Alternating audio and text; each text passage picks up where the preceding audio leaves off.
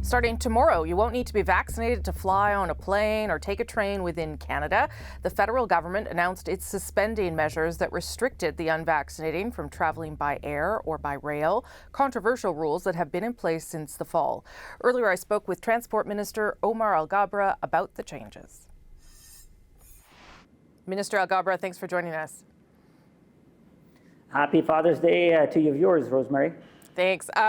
Let's start with why you ended the restrictions. What kind of evidence did you see, or did the Public Health Agency give you in the past week or so that led Cabinet to this decision? Rosemary, as I've been saying for the last several weeks, is that we have been evaluating evidence as it comes in, and we've been looking at a variety of research paper and data that we've been collecting. And we've been doing our homework where we felt comfortable enough, given the information that we've accumulated, that two-dose vaccine is no longer sufficient to prevent against transmission. So we felt that it was reasonable to temporarily or to suspend the vaccine mandate. I say temporarily because I don't really know. I hope we never have to bring it back. But for now, given the evidence and given the current public health situation that we have, we felt comfortable that it's time to suspend it.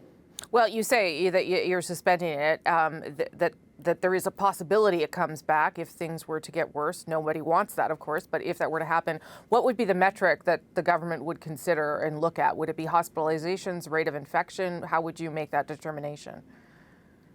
So it'll be all of the above, Rosemary, but plus other risk factors. So for example, and again, I hope we really don't have to go back there. But I'm saying some of the things that we have to look at, not only infection rate, hospitalization rate, but the nature of the virus itself, the nature of the variant. So for example, if we have highly transmissible variant, but not severe in its illness, then maybe we can, have a higher risk that we can tolerate. But if it's a variant that has a high severity rate, that builds up hospitalization very quickly, then we could have less tolerance and we need to act quicker with perhaps more extraordinary measures. So again, we're going to be guided by many variables that they're still uncertain, and I hope we don't get there, but what we've committed to Canadians is that we'll always be doing everything we can to protect the health and safety of Canadians, informed by science and data and experts. What would you say, Minister, to those who look at the fact that a couple of weeks ago, the Conservatives put forward a motion to remove the mandates? The government decided not to do that at the time. But over that period of time, pressure was on both you and your colleagues from the industry to make those changes. So do you think that surely there are people out there that believe it was more about the pressure that you were feeling as opposed to the data? First of all, the Conservatives' motion was dropping all public health measures, which, by the way, was opposed by all political parties in the House of Commons other than the Conservatives. Second, we had to do our homework. We were going through a process of evaluating all the evidence that we've gathered over the last few weeks and had to be careful before proceeding with any decision. And I can tell you that the decision we made was not related to the delays at airports. The delays at airports are caused by surge of travel, by labor shortage, by many other factors, and we're seeing that at other airports around the world that have a different range of public health measures. What we did, we took our time, and I don't make apologies for that. We wanted to be careful, we wanted to be safe, and we wanted to make sure that we have the right tools before proceeding. So this does go into effect on Monday. You say that it isn't the primary source or the sole source of the cause of delays at the airports. I think that's probably believable for most people who have been traveling at all. But would you expect there to be an improvement over the course of this first week without these ongoing public health restrictions? In fact, Rosemary, we have already been seeing improvements over the last couple of weeks because we've been taking actions. We've added 900 resources to CATSA, and that's a significant improvement. We've added significant labor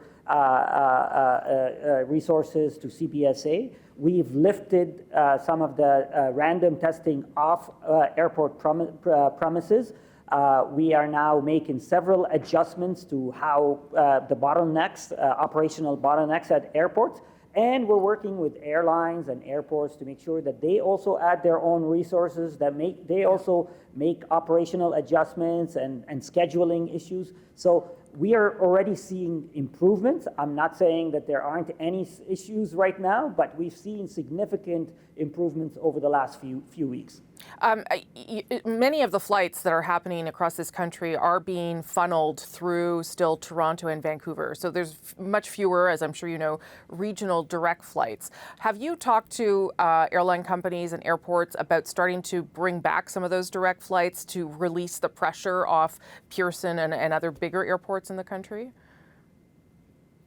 Yes, we are speaking regularly with the airlines, making sure that they are not only aware of the other challenges that we're seeing across the network, but that they are also responsive and making accommodations and adjustments to the challenges that we're seeing.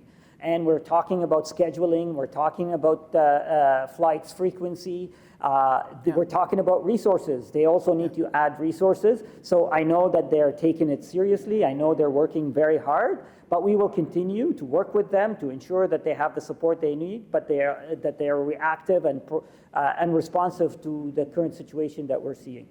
On the random testing, it has been suspended at the airports and you are going to move towards an off-site testing.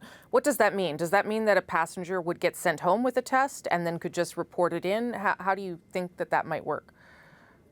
So first, let me explain why we have these random tests. These random tests are our public health early warning system to ensure that we continue to be aware of the type of viruses that may be coming into the country, and to give us a sense if we start seeing trends so we can take action. So they are an important tool. But what we're doing now, instead of swabbing the passenger at airports, we're planning on giving the passenger a take-home kit. So they are tested at home, being monitored by a digital screen by a nurse or a public health practitioner, and they get to send the swab in for testing. So yes, we are no longer going to be doing tests at airports. I'll just say that unvaccinated arrivals will have to be tested, but not at airports, at a facility near the airports before they go home.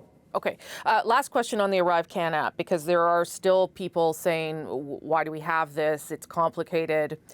Mayors, border mayors in particular, say they want to get rid of it. What is the future of that app? And could it be used for other things? You know, I'm thinking of when you go through customs, for instance. Could the ArriveCAN app be moved in that direction so that you can use it for all sorts of travel, not just your vaccine papers?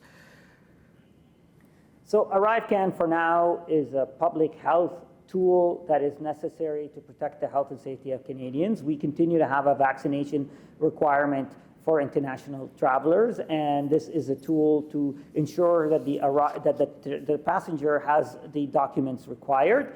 However, we are working with airlines to ensure that we have better compliance rates than we've seen in the past. We're working with border communities to make sure that we address some of the confusion that are being raised. We want to make sure that we improve that experience for travelers, but it continues to be an important tool for public health measures. Okay. Minister, we'll leave it there. Thank you so much for your time. Thank you very much.